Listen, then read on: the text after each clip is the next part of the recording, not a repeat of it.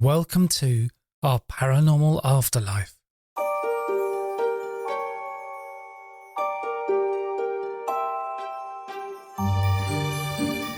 This is an Our Paranormal Afterlife classic episode. I'm your host Simon Bown. So in these classic episodes I find they're full of great information, and I thought it would be a good idea to share them again for listeners who may have missed them the first time around. So this is one of the episodes that stands out for me from the early days of the podcast, and this episode dates back to December 2018. It features a conversation with Shepherd Hoodwin where we talk about channeling the Michael teachings. Shepherd channels an entity called Michael. He's been channeling Michael since 1986. He also does intuitive readings, mediumship, past life regression, healing, counselling, and channeling coaching. He's the author of several books on the Michael teachings and spirituality. Hi Shepherd, thank you very much for giving us your time. You channel Michael, and could you tell us who is Michael? Michael is the name given to a group of souls who work together as a soul family from what we call the causal plane.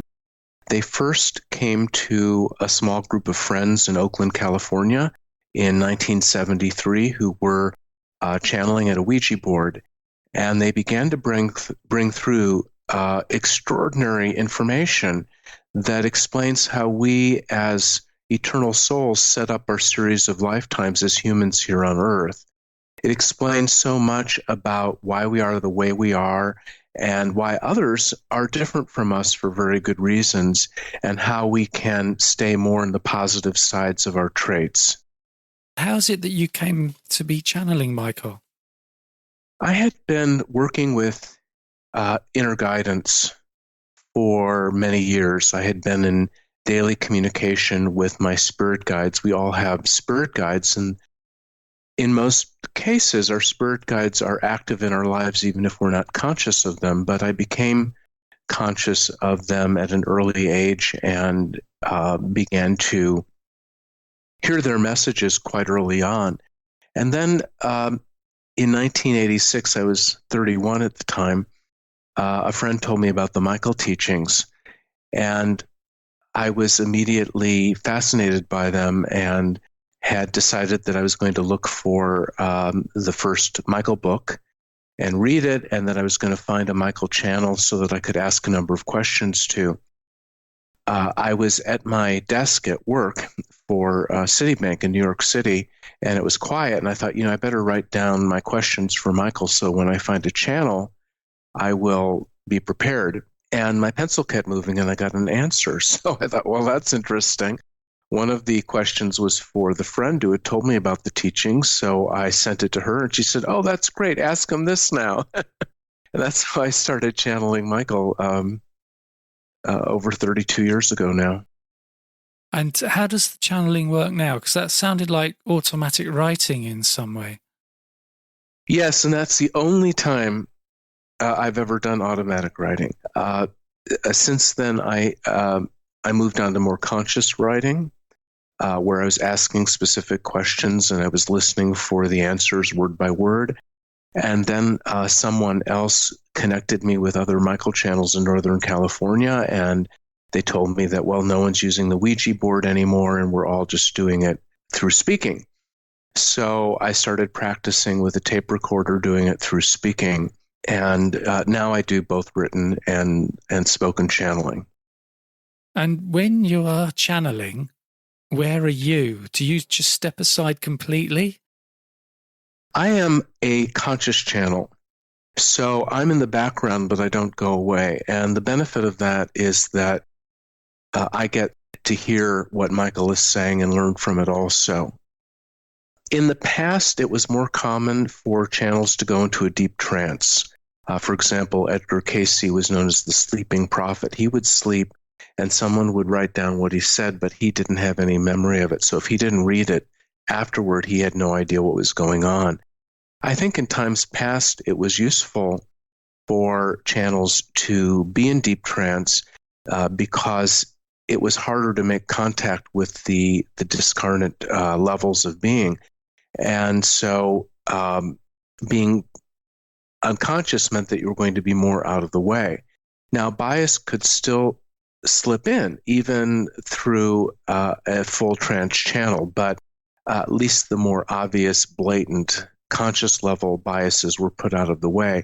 Now it's easier to make that connection, and there are a lot of advantages to channeling consciously if people are willing to be scrupulous about putting their biases out of the way as much as possible. When you're doing this, do you ever get involved in a conversation with Michael, or do you just tend to sit back and let him do all the talking? I can do a conversation, particularly if I'm channeling for myself or I'm doing written channeling.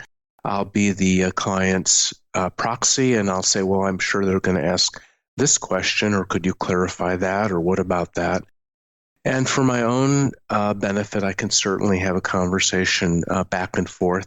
But when I'm doing a live Q&A session with a client over the phone or over Skype or in person,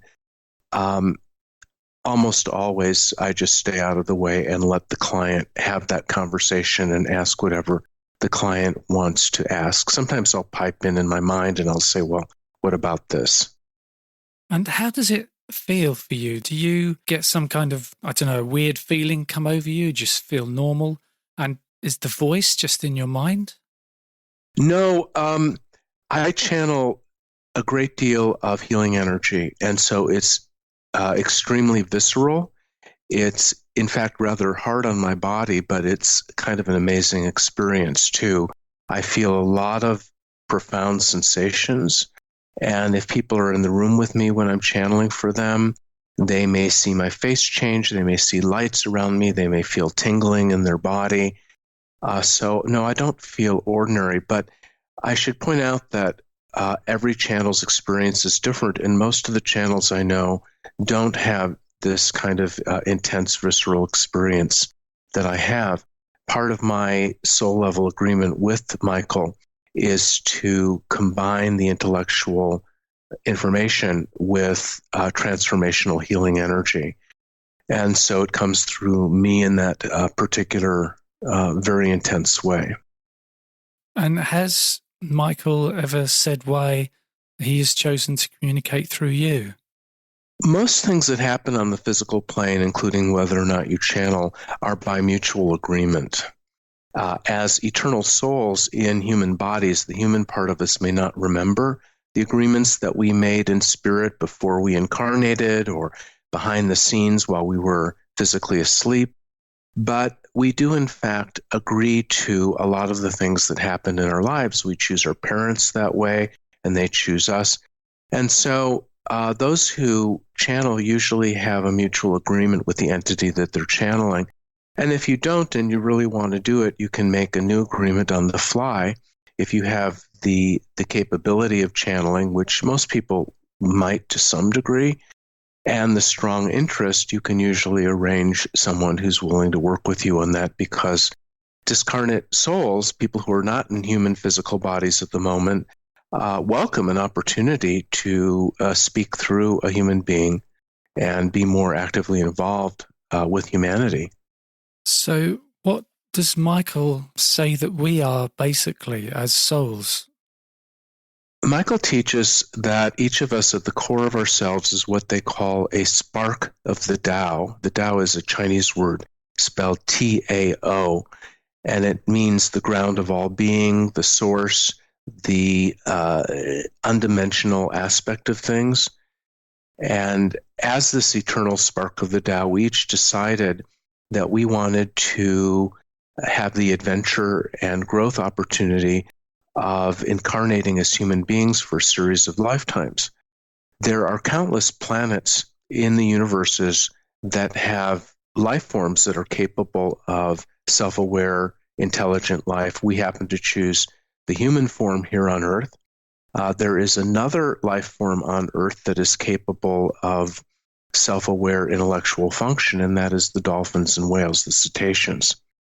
So obviously we chose to be human, and we set up our series of lifetimes by gathering together with other souls who are interested in coming here and joining into soul families, which we call in the Michael teachings entities. And we plan where we're going to first incarnate and what sorts of experiences we're going to be looking for as a group. And then we split up and we start incarnating and having experiences. And has Michael talked about the first incarnations? I'm thinking about in relation to the evolution of man. Was there a point where the soul started to incarnate when the body was in the right condition? Humans have been incarnating as sentient souls on Earth for a long time. It varies from individual to individual when they started. There are souls here who have been around here for hundreds of thousands of years, and there are souls whose first lifetime was, say, 6,000 years ago. It's just a matter of how you want to do things. The physical plane, in fact, the whole universe is sort of like the old song Alice's Restaurant, where you can get anything you want. You can do whatever you want to do. You can do the physical plane in whatever way interests you. So you can have a few lifetimes and be done with it, and then focus your time on the astral plane, which is the second plane of creation. Or you can want to stick around for a really long time and have a lot of lifetimes. Or you can skip whole epochs of time and then come back when it interests you again. So there are no hard and fast rules about what you can and cannot do. And so some souls just find it very interesting, and they want to be in a lot of different cultures, speak a lot of different languages, be both male and female, be rich and poor. And some choose a more limited color palette for their experiences, but it's all valid. It's rather like going to a university, and some people will decide to get advanced degrees and take a lot of extra classes, and some people will just do the minimum that they need in order to graduate. But there's no good or bad about that. It's just you get to do what interests you. With karma, is there a possibility that souls can kind of get stuck on Earth where they have to keep having lives to clear up karma? Yes, karma is one of the ways that we grow as souls. Karma is simply where you violate another person's rights and you take something from them, some energy from them that does not belong to you, and that means that it will then need to be paid back. So these can be, for example, you murder someone, you took their life from them, then you owe them a life. And that will be paid back in one of two ways. They have the same but flip side experience in another lifetime where they kill you, and then you're even, or you agree that you will save their life in a future lifetime. So you've given them a life that they wouldn't have otherwise have had. We need to have experiences in order to grow, and no one will get through the physical plane without incurring some karma, because when we start out in our first lifetime on a soul level, we're a blank slate. We may have experienced the same game in other life forms on other planets before this one, but the soul is new. Just like in each individual lifetime, a newborn infant is new. There may be deeper levels that remember their past lives, and on the soul level, there's deeper levels where you remember other planets that you've been on. But there's a certain level where you're a blank slate. And so you're going to make mistakes. And in the soul's development, there are certain areas that are similar to the toddler. We call that the terrible twos, where maybe this sweet, docile baby, once he or she begins to walk, starts getting a little destructive, taking away toys from other children and hitting and not knowing any better. And so we all go through this, and we all create some forms of karma. Some souls create a lot more karma than others. Some create a lot more than is necessary. And some do, as you say, get stuck in repetitive karmic patterns. So, for example, let's say that I'm a pretty unconscious soul, and I think someone has wronged me when maybe the other person really didn't wrong me, and I kill that person. So I owe a karmic debt to that person. And then in the next lifetime, that soul kills me, and the karma could be over at that point, only I don't take responsibility for it. I don't say as a soul, oh, okay, I understand. I was paying back something I owed. I'm going to learn from this. I'm not going to do it again. But instead, some souls just don't look at their part in this karmic formation. And they say, that person just killed me, and I'm really angry, and I'm going to go kill that person again. And you harbor this resentment and desire to get even. So you create karma again with that person. And then it just goes on and on and on and on. That's a very simplified example. But even though our guides are on hand to advise us and say, look, hey, this is on you, you don't have to listen. And particularly souls who get heavily wounded early on may develop a chip on their shoulder where they are not really that well equipped to get themselves out of it, and they reject offers of help. And so they can get into this very repetitive, ugly, karmic cycle. At a certain point, most souls will wake up and say, okay, I'm done with this. This is getting old even for me. And I want to show me how, guides, show me how to get out of this. And so then you can start getting off the karmic wheel, at least to some degree, and start having your lessons on the physical plane in happier ways. And Michael calls this growing through joy versus growing through pain. The soul is here to grow. We're all students.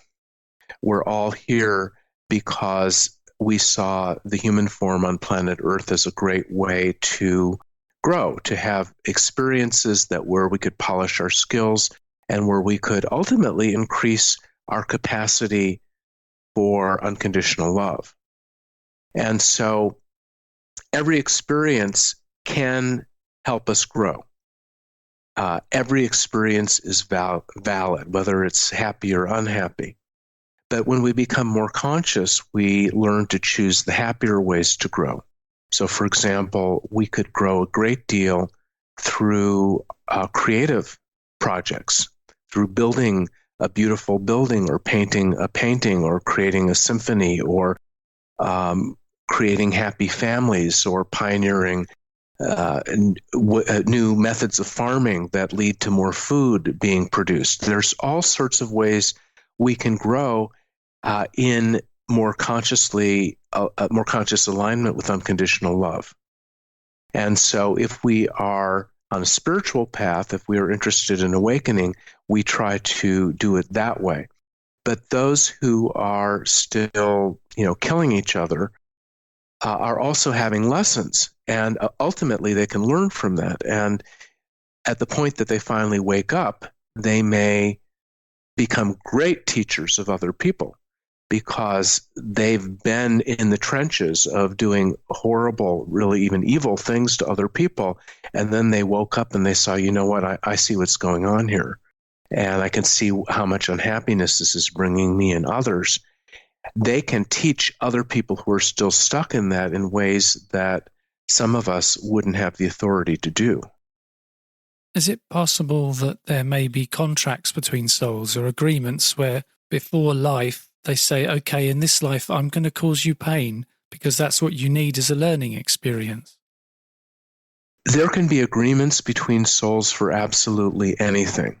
And so, yes, there are sometimes agreements as you described, but usually it's not quite so simple as that description implies. And so let's say I agree to be your wicked stepmother and to force you to take responsibility for your own growth and not rely on the love and nurturing of other people because I'm not going to give it to you. That could be an agreement. But the person who is agreeing to be the wicked stepmother is probably not a very loving soul to begin with. Otherwise, they wouldn't be able to play that role. So it fits that soul's development because that soul kind of has those tendencies to not be very nurturing in the first place. You would not likely find a saintly soul.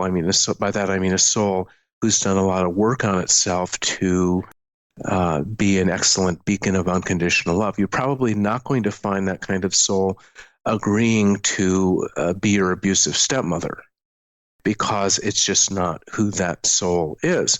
But let's say you know that that soul has some lack of development in compassion and so forth. And you might say, well, I need to learn how to love myself and not rely on mother's love. So you may team up with that soul and say, okay, all right, I know, where you are in your soul development and where I am in mine. And our guides seem to think that it's a good fit and we could work together. But I have heard people say that, well, people like Hitler and Stalin were really great souls giving us all these wonderful lessons, and they were sacrificing a lot in order to play that role up for humanity. I don't buy that idea. I think that if they were, these great, wonderful, generous souls, then it would have shown up in the kinds of choices that they made. I think that they were damaged souls, but because there are a lot of damaged souls on Earth, then having them volunteer to represent all of them and act out this cruelty is a good fit for everybody's growth.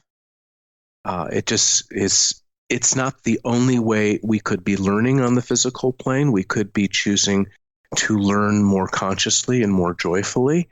But since a lot of people are already learning through all of these painful karmic experiences, some people do step in to represent the karma of a lot of other people.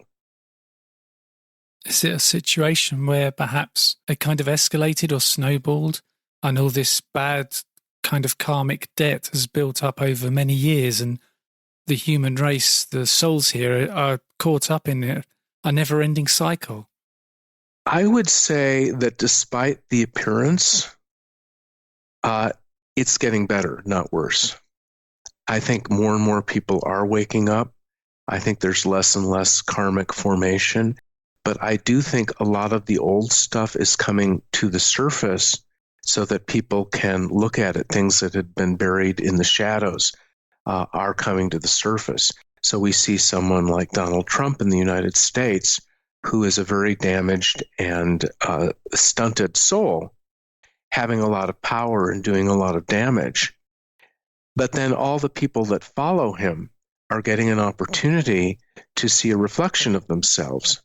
According to my channeling, about 2/3 of the people that follow Trump are so defended and cut off from their higher selves that they're not going to learn from this experience this time. But about 1/3 could learn from the experience. They could look at him and say, well, I voted for him because I thought this was going to happen, and now I'm starting to have second thoughts about it. Maybe I made a mistake. Maybe I can start to look at my own resentments and fears and prejudices and heal them, because I'm seeing a reflection of it outside of me in Donald Trump and his administration, and I don't like what I'm seeing. And so I think we are growing. I think we're actually coming out of a very dark, long period of human evolution. The yogis talk about these vast periods of time that have certain astrological traits. And they say that we're coming out of what they call the Kali Yuga, which is a period of great darkness. And we're just at the beginning of being able to come to a place of greater light. So all of these shadows, all of this hatred and prejudice has to come to the surface in order to be healed. If we look at what the Germans did in the Second World War, that's sort of getting to a peak of the really bad things that are going to happen. And hopefully we're going to start to leave that behind us. Yes, and all is choice. So everyone has free will. And every soul, every individual gets to choose, am I ready to leave this behind? Am I willing to look in the mirror? Am I willing to repudiate, for example, anti-Semitism? And so the horror of the Holocaust did result in many souls being shocked out of their anti-Semitism, but obviously we still have pockets of anti-Semitism where souls have not chosen to leave it behind. So everything is by choice, but I think in general we're moving forward. Now, there are a lot of people, channels that communicate with Michael. Is the information that comes through consistent through everybody? It's fairly consistent. Yes, there are quite a number of Michael channels. There are maybe 30, 40 books out by different authors over the last 40 years on the Michael teachings. Generally, what I find is that when people come for their Michael chart, I channeled your Michael chart, and we'll be talking about that in depth shortly. When people go and get their Michael chart, it's usually the most correct the first time. If it comes through a channel that tends to be accurate with this sort of material and who are good at doing Michael charts. And so if people go for very specific information to more than one source, it may not always agree. But in general, the teachings are similar, and the differences are simply because every instrument is different, every channel is different, their agreements are different, the skill levels are different. It's not a perfect process, but in general, there's a lot of alignment among the various channels in terms of the information they get, and some discrepancies. Hello, Simon here. I conduct past life regression therapy sessions over Zoom, and these sessions can be very insightful and healing. If you go to my website, pastliveshypnosis.co.uk, you can book a free 20-minute consultation where we can discuss what it is you would like to achieve. You'll find the link to my website in the show notes. Now, I believe Michael talks about different planes of existence. Could you give us a description of those, please? We're obviously on the physical plane, and that's the first plane of existence. When we, as sparks of the Tao, decided to do planet Earth, we start by inhabiting the physical plane using human life forms. Now, we will have a certain number of lifetimes as humans on the physical plane. It could be as few as 37, as many as 1,500, but whatever we've chosen, we will have so many lifetimes and go through various stages of soul development, which in the Michael teachings are called soul ages. So we go through being an infant soul where we're getting used to the planet. You asked me earlier about the first lifetimes for souls, and maybe I can answer that here. The infant soul in its first lifetime is brand new, and usually it's set up so that those first lifetimes are easy. This correlates with the stories in the Bible about the Garden of Eden. Those first lifetimes are where the soul is just getting used to being in a human form, and usually they will incarnate into idyllic places like maybe a beach in the South Pacific where all they have to do is pick the fruit off the tree, and they have other souls that are taking care of them while they get used to things. And they can be quite beautiful in those first lifetimes where they're still very much in touch with the Tao. And they're quite radiant and sweet, but quite simple.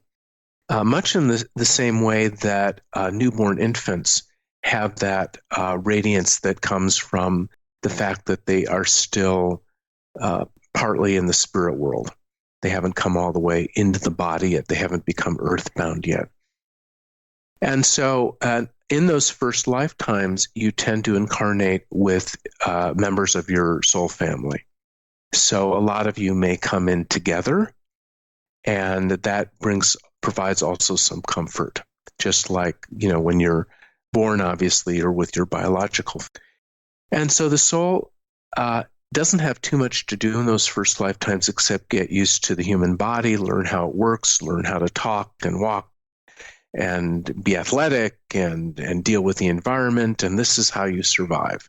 And so the elders in the tribe will instruct you on, which plants not to eat so that you don't die, and which animals to avoid, how to deal with wild animals, etc. Because if you can't survive, then you can't have the lessons of the physical plane. So that's what you focus on. And as you get more accustomed to the physical plane and you've learned how to survive, then you as a soul start becoming more interested in working within small-scale societal structures.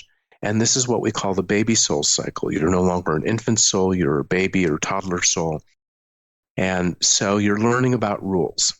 So you will have small communities where there's certain rules to follow, whereas infant souls may have sex with everyone else without regard for who it is or who might be the father of the particular baby, because maybe they don't even understand that that's where babies come from. There start to become some rules in the baby soul cycle. So the infant souls are frequently hunter-gatherers, and the baby souls then start to form communities around agriculture. And there starts to be more limiting kinds of religion because you're learning how to function with rules at that point. And this, there tends to be then more of my community versus your community, and the soul, having lived in this idyllic Garden of Eden state for a while, starts to get a little antsy and may start to form karma with other souls. This is what I was talking about earlier relative to karma, where you get in the terrible twos and you say, no, that this is my land, this is my land, and they fight over it, they form karma, and they don't really know much better at that point. And so increasingly throughout the baby soul cycle, the souls start to build larger and larger cities, more and more complex societal structures, and then you move into the young soul cycle where the individual is king. And the individual souls want to dominate others. They want to test themselves to see how much they can accomplish. And so they're very hardworking. They might try to accumulate money or rise to the top of the social structure. The average person on Earth right now is fifth level young, meaning that there are more young souls right now in charge of things than any other soul age. And we have a lot of territorialism as a result of that. But we also have, on the positive side, we have a lot of material comforts that we've never had before, because the young soul is motivated to work very hard to make things happen in the outer world. We are moving toward the mature soul cycle, which is the biggest change that can happen on any planet in terms of soul development. So we went from infant to baby to young, where the souls were increasingly more oriented in the outer world and more isolated from each other. It's sort of like in an individual lifetime, we move from being an infant where we're totally helpless to being a toddler where we're learning about the rules, and then we become a youngster where we can go out and play on our own, and we are more self-sufficient. We're riding our bike around the neighborhood, and we're less interested in our own family and meeting new friends and maybe getting into trouble and going to school and so forth. And then when adolescence hits, we suddenly have this whole new level of lessons that come to us as individual humans. We start to have hormones going through our body, and we get interested in sex and relationships, and our emotions are much less stable, and we're starting to explore the inner world, and we want to discover who we really are. So the adolescence of the soul is very much like the next soul age, which is called the mature soul cycle, where the soul, having already accomplished success in the outer world, becomes interested in emotions, relationships, and the inner world. And so we're moving toward that as a species, and certain countries already now have an average soul age of mature soul. For example, the United Kingdom is mature soul. So you over across the pond are older in soul age than we are here in the United States, where we average sixth level young. And so in many of the EU countries where, for example, you have socialized medicine, the mature soul cycle is looking out for the community. And so it's natural for many of the European countries to be thinking about How can we take care of everybody's needs and make sure that everybody is heard? The United States isn't quite there yet, although we can see the signs of it coming. We can see it in the media. We can see it in our movies and music and such, the mature souls casting their influence on the younger souls, saying, hey, there's something here where we can start to take care of each other and love each other and relate to each other. And so the late level young souls are getting interested in this because they're moving in that direction. And the last soul age that we have on the physical plane is the old soul cycle. And old souls are looking at the world in terms of there's you and me, yes. We studied that in depth during the mature cycle, but there's also a context that we find ourselves in. And so the old soul gets interested in philosophical types of issues, like how do you and I fit together? And they start to become increasingly detached from the physical plane, less interested in work for its own sake, less interested in becoming successful for its own sake, and more interested in how do we all fit together? How can we blend with the cosmos? And then when the old soul cycle is finished, when the soul has gone through all the stages of development that we have on the physical plane, then it will do something that we call cycle off, which means being done with the physical plane, and we're full-time on the second plane, which is the astral plane.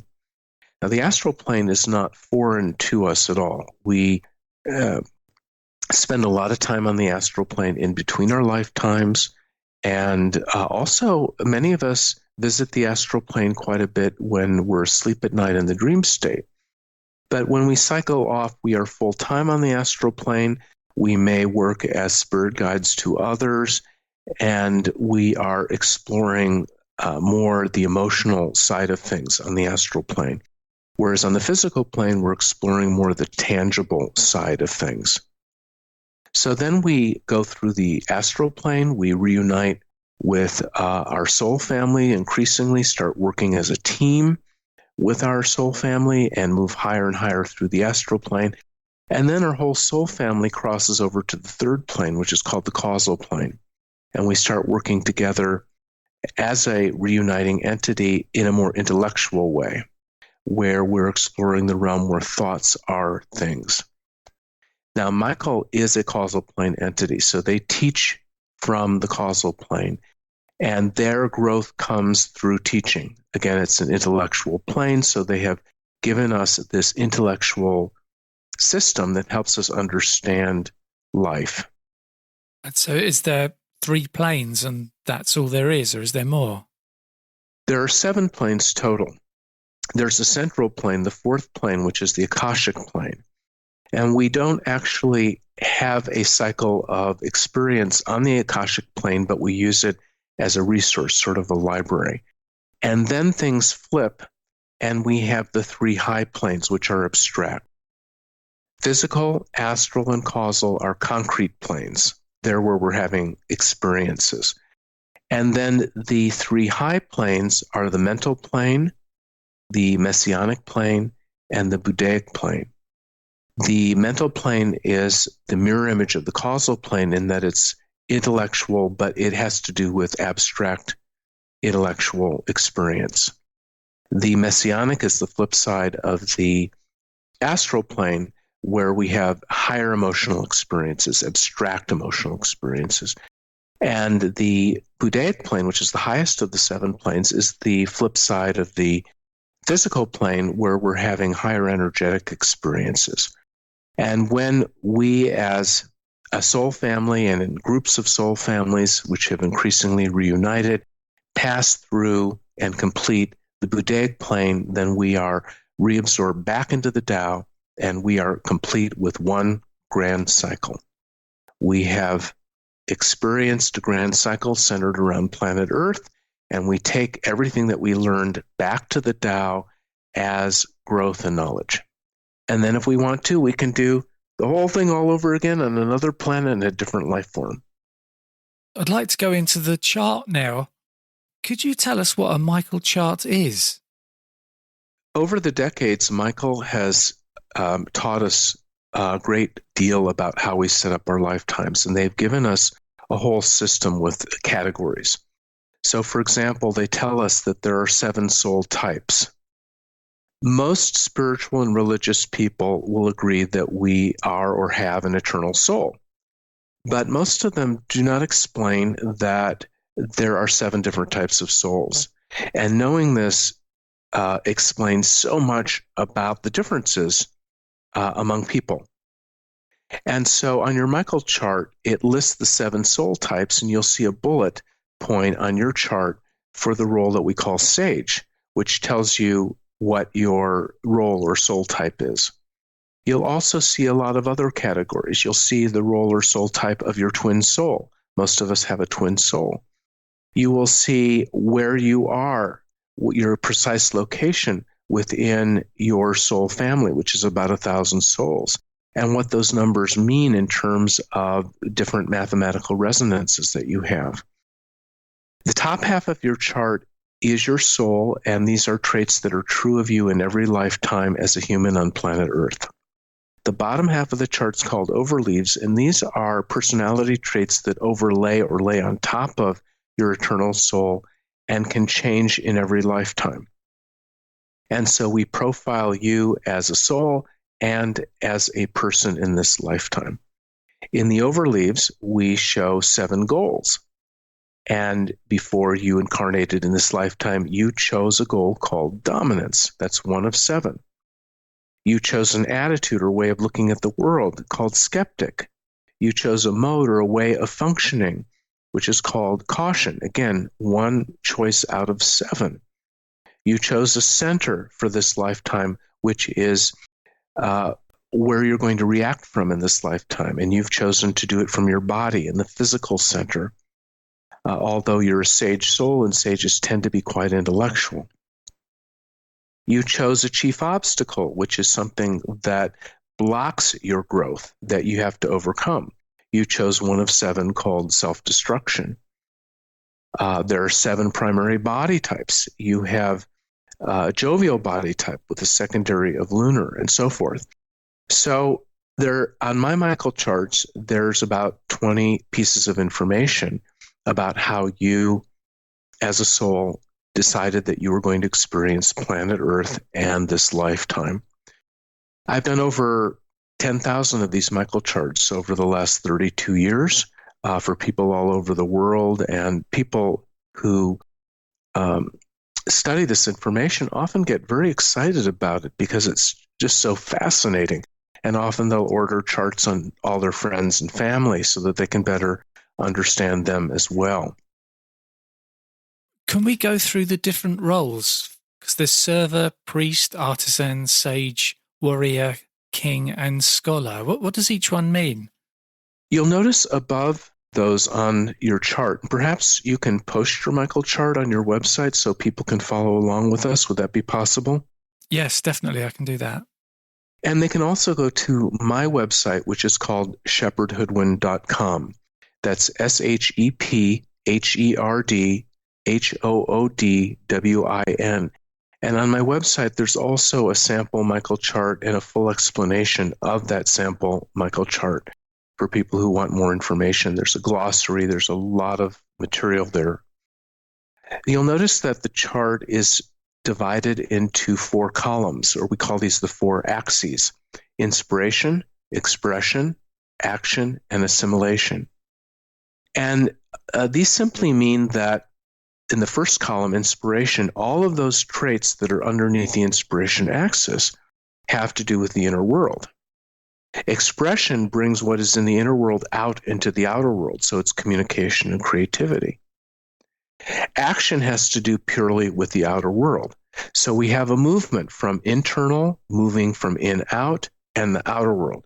And then you have the assimilation axis, which is like the Akashic plane in that it provides a resource for all the other axes.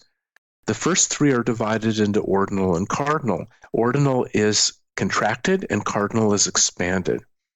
So on the inspiration axis, we have two roles or soul types, server and priest. They are both inspirational roles. And so servers and priests are inspirational people.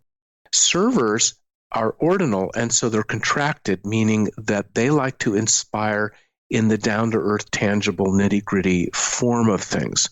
And so servers are people who feel a natural affinity for taking care of other people. They're the nurses who feel really good about nursing you when you're ill, or making chicken soup for you, or being a mother and taking care of all the children. They love to caretake in down-to-earth ways. There are people who wait on you at the post office or in the restaurants or whatever. They like caring for other people in practical ways. Priests are inspirational in a cardinal or big picture or exalted way. So priests want to heal you. They want to help you find your path in life. They want to counsel you. You find a lot of doctors and other healers who are priests, and you find a lot of nurses who are servers. And so it's a complementary combination. Doctors are attracted to healing you in the big ways. And that's why a lot of doctors are priests. Also, a lot of doctors are scholars, because nowadays doctors need to learn a lot of knowledge, and scholars love knowledge, love collecting it. And so often you will find doctors who have a combination of priest and scholar energies. So not only do you have your own role, but you have secondary influences from other places on the Michael chart. And so you could be a priest with a scholar secondary, or a scholar with a priest secondary, and that might attract you to medicine. It might attract you to all the healing arts, psychotherapists. Priests make excellent therapists, massage therapists of all kinds, because they want to inspire you to your highest good. Whereas servers want to take care of the common good. Servers want to make sure that everyone's day-to-day needs are handled.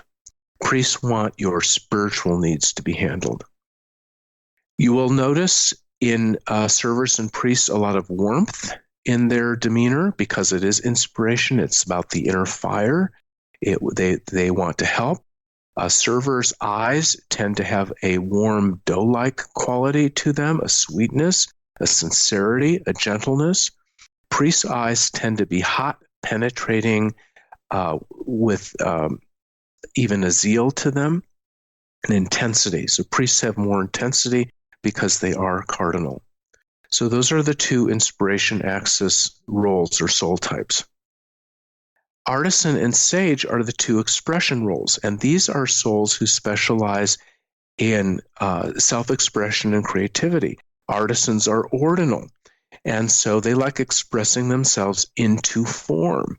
They are the designers, the creators, the plumbers, the electricians, the architects, and you'll find them in all of the arts also. They are expert in seeing and experiencing structure and creating new structure, correcting structure, for example, fixing things, that sort of thing.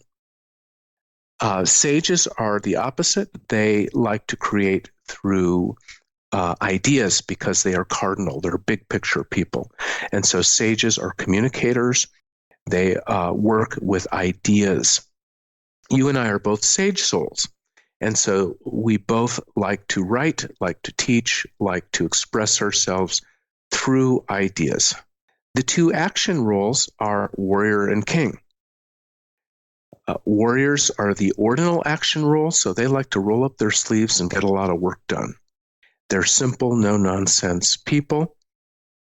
You find a lot of them in the military and law enforcement, and especially in the business world, where they like to meet challenges. They like excitement, they like adventure, they like going off to war, they like challenging themselves athletically, they like to be strong.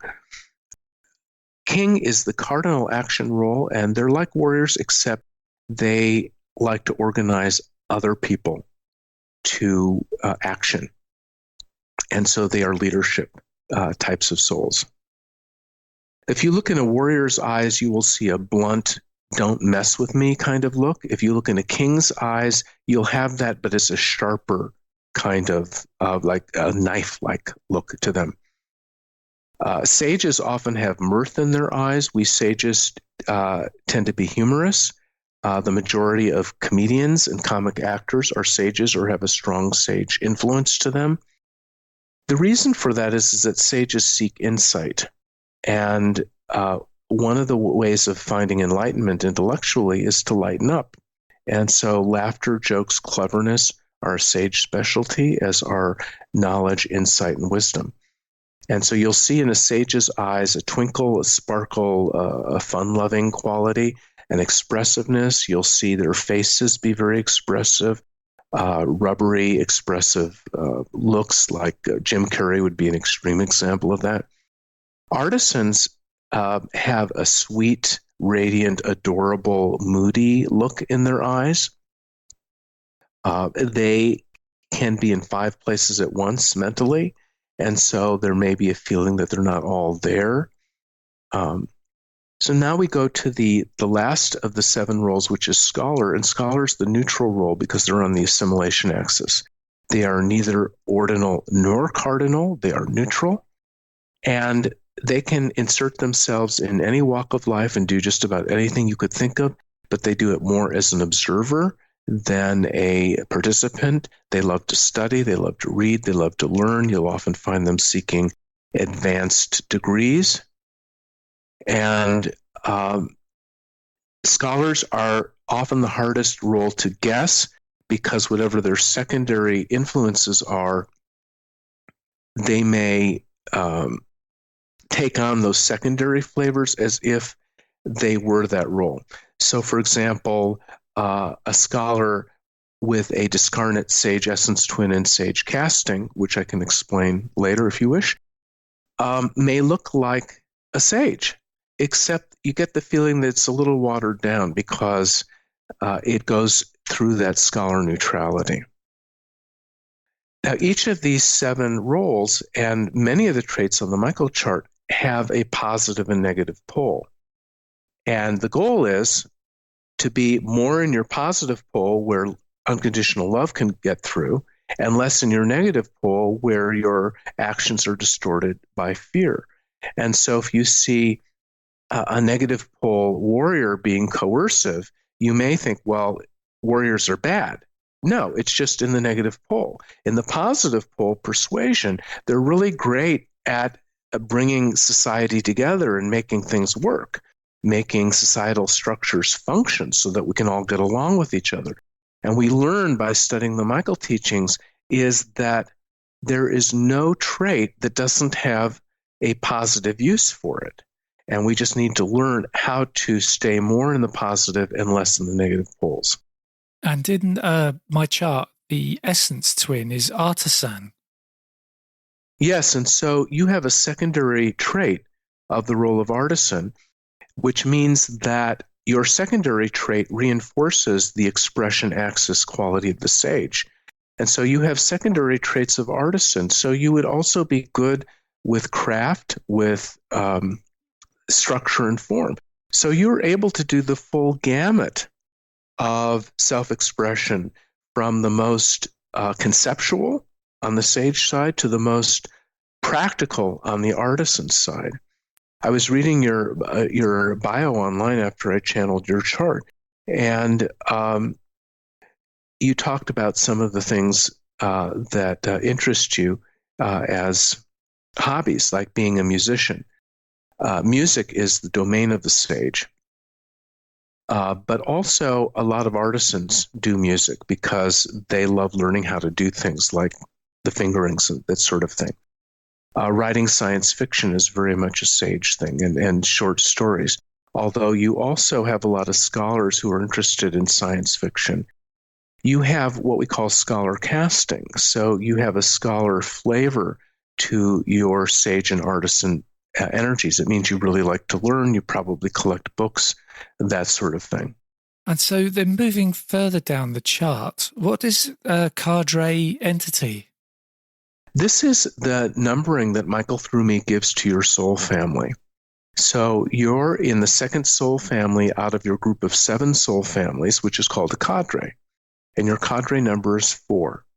So if someone says, Simon, what entity are you in? You would say, I am in 4-2. And I am in 3-2. So you're just one over from me. We probably have known each other in other lifetimes, which might be part of the reason you contacted me for this interview. I have a lot of friends who are in your soul family.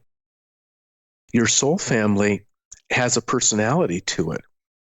So, for example, your soul family is characterized by intellectual brilliance, being sharp-eyed, nothing gets past you, sometimes can be harsh, a bit like the skeptic attitude. And your whole cadre, which is, again, cadre 4, is characterized by having exacting specific high standards, bring things into clear focus, and helps manifest their full potential. And so your whole group of soul families has this intellectual, sharp, discriminating, skeptical quality about it. Some well-known people who have been channeled as being in your entity include Humphrey Bogart, Jeff Bridges, Bill Clinton, Miles Davis, Richard Dawkins, Carrie Fisher, Scarlett Johansson, Carl Jung, Garrison Keillor, Daniel Radcliffe, who played Harry Potter, the author Tom Robbins, the Broadway composer Richard Rodgers, Ginger Rogers, Melania Trump, and Anthony William, who is the medical medium.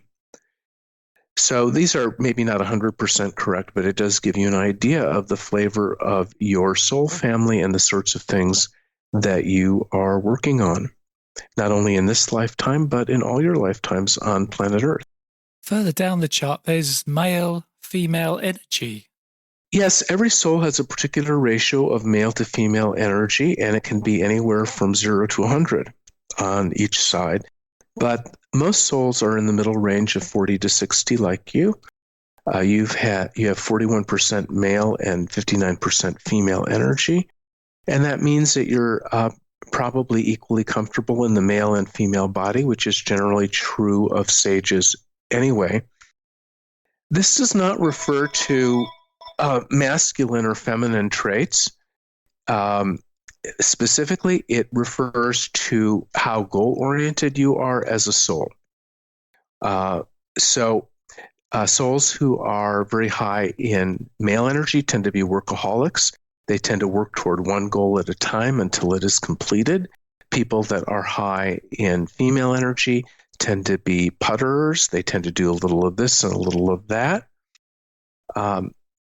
If you think of the traditional male-female role models where the male would, in a linear way, leave the house, go to work 8 hours, and take the same way home at night, that's a kind of a linear, focused, goal-oriented sort of thing.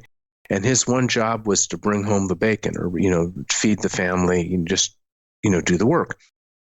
And then the stereotypical woman was more about the inner world, about creating the home. And she was doing a lot of different things. She wasn't working toward one goal. She was picking up the dry cleaning, doing the grocery shopping, taking care of the kids, doing a lot of things. So not as focused on a particular goal. Now, you can be a man with higher female energy as you are, although you're in that middle range. And so you're comfortable with both. But you can also be a female with higher male energy. And in fact, today, we have a lot of women who have higher male energy, where they have been male more often. And in this era, a lot of souls are taking advantage of the changes in society to get more balance and saying, okay, well, I've been male so many lifetimes, now it's time for me to have some lessons in the female body and vice versa. So you have a lot of high female energy souls coming into male bodies at this time. Part of the side effect of this is that it's helping women achieve equal rights, because you're getting a lot of higher male energy souls into female bodies who are used to having equal rights or more rights because they were men. And now in the female body, they're not putting up with inequality. You will be most attracted to partners who have the opposite of your ratio. So if you're heterosexual, you'll be attracted to women who have 59% male, 41% female energy. But in fact, anyone in the middle range is going to work for you pretty well in that regard. There's just a magnetic quality to the exact opposite. Okay, and next is frequency. You're also in the middle range there with a frequency of 46. Each of the roles have a frequency. So we have the two high frequency roles, which are priest and artisan, who tend to be up in the sky. They're visionary people. They're not so down to earth like kings, warriors, and scholars, which are the low frequency roles. Sages and servers have a middle frequency. You also can have an individual frequency anywhere from 1 to 100. And again, most people are in the middle in that regard. Someone with a very high frequency, even if they're not a high frequency role, such as priest or artisan, will feel less of this world. They feel dreamy. They go through their experiences very quickly because they vibrate so quickly. Maybe they burn out more quickly also. Souls with a low frequency have a more slow and steady experience of the physical plane. And this remains the same in every Earth lifetime because it's in the top half of the chart. And when it says previous cycles, does that mean that I've been through the cycle of infant, baby, young, mature, and old before? Yes, 10 other planets, 10 other life forms. The average person on Earth has had 4 previous grand cycles. So at 10, you have about 2.5 times the average, although 10 is a very typical number to come up in the charts that I channel. If you'd only had 4 previous grand cycles, we probably would not be on the phone right now discussing the Michael teachings because you would be having a more simple experience of planet Earth. The highest number we know anyone on Earth has had is 19. For example, the man who was Jesus before the infinite soul incarnated into his body had 19 previous grand cycles. So for an Earthling, he was very complex. On other planets closer to the center of the universe, the average number of previous grand cycles would be much higher, and they have a much more complex society. Mind you, complex is not better than simple. It's just different. So that is everything that's in the essence section, which I think you said that was basically your soul character? Yes. The overleave section is more this lifetime's character. Correct. So can we go through that with goal, attitude, mode, center, chief obstacle, and body types? Do we choose all these things? Everything is chosen. Everything on this chart, some part of you chose. All the basic foundational aspects of your life are things that you chose. Now, other people have free will and they can affect your choices, but you chose everything on this chart. So where it says skeptic and attitude? Right. So these are your overleaves. Your goal is what you want to experience in each lifetime. And with your goal of dominance, you want to experience leadership in this lifetime.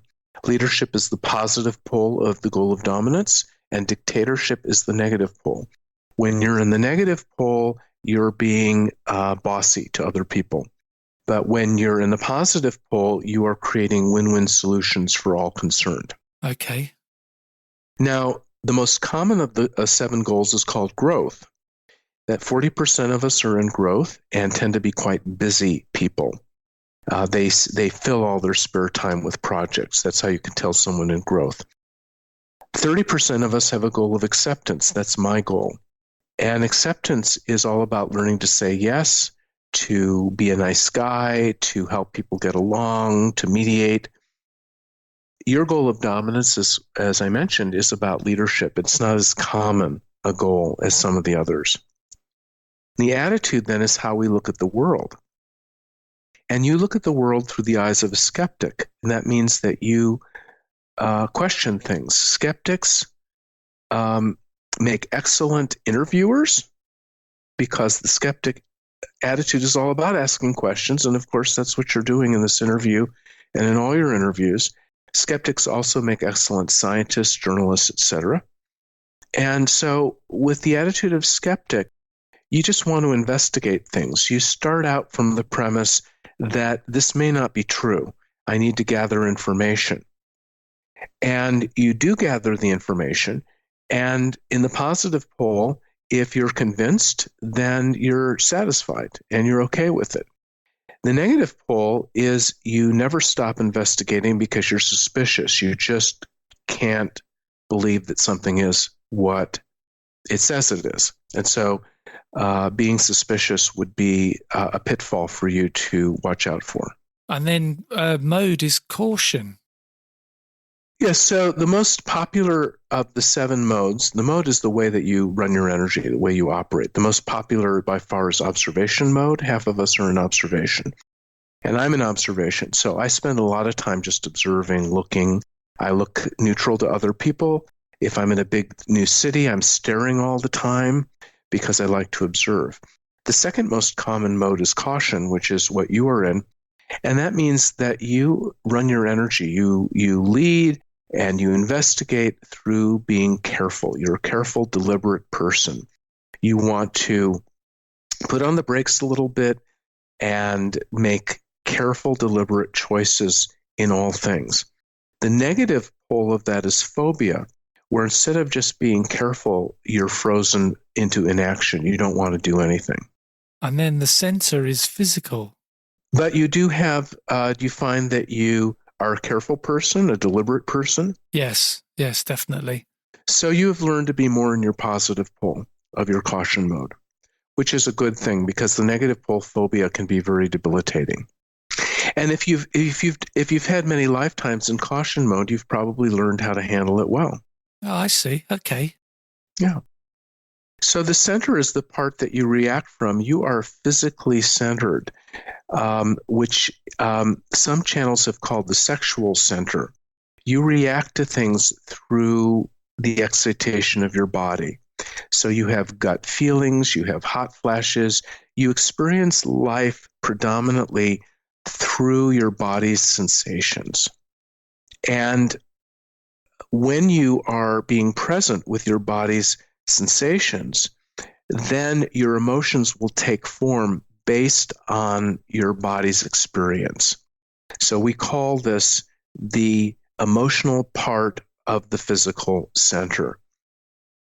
As a sage, you tend to be very intellectual, but in this lifetime, you are not as intellectual as you would be if you had an intellectual center. So clearly your soul said, okay, Simon, in this lifetime, we're going to learn how to be in our body more and in our head less, and we're going to experience the sensations of our body. We're going to put more focus on our sexual experiences and feeling things and let our emotions flow from the body. And you may have chosen this because you had a lot of lifetimes where you were too intellectual, too much in your head. I see. Too much of a smart ass. Well, we sages like being smart asses. So being physically centered is you're learning about your body in this lifetime. It's not something I've ever really thought about before. So with the chief obstacle, is that we choose to put an obstacle in our own path? Well, it's more that on the physical plane, we're all going to occasionally be self-deprecating or arrogant or greedy or impatient or stubborn or whatever. These are all traits of being human. And when your soul, this is usually solidified around the age of 18. So it can be changeable during childhood and the teen years, but around the age of 18, when you leave your parents' home, your soul tends to settle on one of them that is the thing that's most important for you to work on for the next several years at least. And yours is called self-destruction. So, but that can have positives and negatives. Well, we learn a lot by overcoming our obstacle. The obstacle is always a negative because it's fear-based. Self-destruction is defined as a fear of loss of control. And with self-destruction, it often comes from a childhood where there wasn't enough safety and structure from the parents. So you grew up feeling like you had to create your own sense of safety. And so there could be an excessive amount of self-discipline, and that could swing to the opposite of losing all self-control. In the most negative versions of this, one could be a drug addict or an alcoholic or whatever, because it's swinging from the extreme of too much self-control and not enough. And so there can be a sense of insecurity when things are not orderly, when things are not under control, and an attempt to impose that. And so the lesson for someone in self-destruction is to orient toward the safety of the universe, to feel like, all is really well, even if at the moment I don't believe that it is, even if I'm feeling shaky and I don't have a solid, safe foundation under me. I am learning to feel the safety of being an eternal divine soul held safely in the hand of God, you might say. And then there's body types, and you say that I'm jovial, but that doesn't mean funny, does it? It means Jovan, like Jupiter? Yes, yes, it has the astrological influence of jovial, and your secondary body type is lunar. Jovial, lunar are both passive body types. Body types, we could spend a whole hour just talking about the body types. It's fascinating and it's very useful. And it has a lot to do with the personality of our physical body rather than the personality of our soul. So our body has a personality apart from the soul. And body types each have three traits. They're either masculine or feminine.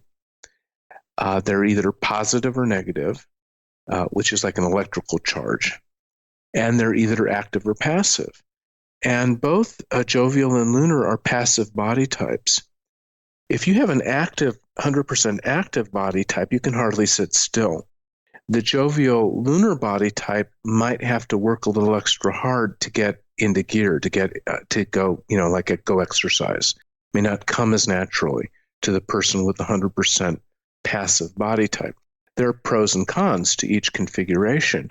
For example, for you to sit still long enough to do all this writing, having a passive body type is very useful. I also have a highly passive body type. But the negative of that is that you can put on weight easily because there isn't that antsiness, that fidgetiness that the active body types have that make them want to move all the time. Body types each have an attraction. So jovial is attracted to mercurial and lunar is attracted to Saturnian. So you would be attracted to people who have a mercurial Saturnian body type, or at least one of those two traits. And when you have body type attraction, your body forms an electrical circuit with the other person. And it's great in a sexual relationship. It gives you a head up in terms of having good sex with that person. But it's also good with friends because your body just feels energized by being with someone who has the opposite body type. So this is a really great thing to study and to learn about. And then finally at the bottom is soul age, which you gave us a great description of all the different soul ages earlier. And apparently I'm young 5. Yes, and so what we find is that young souls may start taking an interest in things like spirituality and past lives and that sort of thing if it's not part of their dominant culture. Around the middle of the soul age, they start getting more curious about what's out there. And young souls tend to have a lot of vitality. So assuming that you don't have any major health problems that would sap your vitality, young souls have the energy of youth where they can work really hard and accomplish a lot and get a lot done. And then the 5th level of the young cycle is a time of innovation. 5 is the sage number. And sages are all about expansion and adventure and innovation and trying new things. And so it's a really exciting time. When the United States had an average soul age of 5th level young, that's when most of the world's innovation was coming out of the United States. Now, the United States average is 6th level young. And at 6th level young, 6 is a priest level, and it's about karmic payback. And so the United States is less innovative today, and we're dealing with a lot of national karmic payback. So 5th level young is, it's the sage level, and you are already a sage. And so it's a lot of exciting discovery at this soul age. Great. Well, thank you for going through the chart and describing everything. It was fascinating stuff. Could you tell us about the books that you have out? My book about the Michael teachings is called Journey of Your Soul. A channel explores the Michael teachings, and it goes through this chart and Michael's cosmology in great detail. On my website, you can find all of my books, and you can also find a page for other Michael books that might be of interest to you. I have 4 books that are collections of Michael channeling that are not about the Michael chart information, but they're just more general spiritual instruction. You might compare them to Jane Roberts Seth books in that they're more experiential and they're less intellectual. These are called Loving from Your Soul, Growing Through Joy, Opening to Healing, and Being in the World. Loving from Your Soul did have a print edition and can be found used. It's not currently available in print. All of my books are available as Kindle books. And within the next year or two, I plan to revise all the books and then make them available as print-on-demand editions as well. If you go to my website, you can see the other books that I have. I do have a print edition available of my book, Meditations for Self-Discovery, which is a collection of 45 guided meditations that if you're a workshop or group leader of any kind, you might enjoy doing with your group, or you could just do them on your own and then interpret them like dreams. I also have a humor book called Enlightenment for Nitwits, which is available both in print and in electronic versions, and it's kind of a spoof of New Age stuff. You might enjoy that being a sage. I can email you a PDF of that, Simon, if you'd like to take a look at it. Yeah, that would be brilliant. Could you give us your website address again? shepherdhoodwin.com, shepherdhoodwin.com. Well, thank you very much for being a guest on the podcast. It's been a really great conversation. It's been a pleasure, Simon. I'd also like to mention that I will be doing a series of workshops in Europe in 2019. And if you go to my events page, you can see the tentative schedule for next year. So far, we have workshops planned for Munich, Moscow, and Zurich for the first level of the chart study. And then for people who have already attended a workshop, we have some level 2s planned. And then we're also doing a healing workshop in Venice for a week where you can come, and I'll be working with Andre Hinterman. We'll be doing a combination of various healing modalities. We may even do some past life regression, but we will be mainly working with family constellations and trauma healing, and we will use your Michael chart as a way to understand some of what of the work that you're doing. So all of that's available, and if you go to any page on my website, you can sign up for my Perspectives newsletter, which goes out about once a season and will give you information about what I'm doing and will contain a free channeling or article. And if somebody wants to have their Michael chart done for them, they just contact you through the website? Absolutely, yes. There's an order form, and the order form will take you through the steps. You will simply provide your full name, your birth information, whatever you have, provide a clear photo showing your eyes. If you've already had any of this type of information channeled, you will list that and mention if you agree or disagree. And you'll simply then order it on my form, and you'll get the chart back from me within 6 weeks.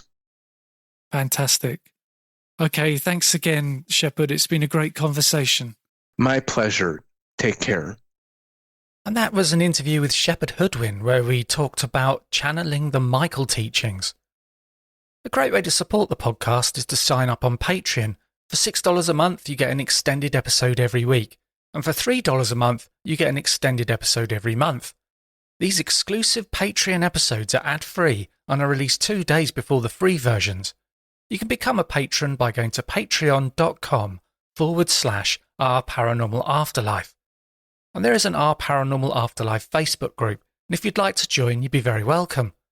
And if you enjoy the podcast, please leave a review and be sure to subscribe on Apple Podcasts, Spotify, or via your favourite podcast app to make sure that you don't miss out on any episodes. And thanks for listening.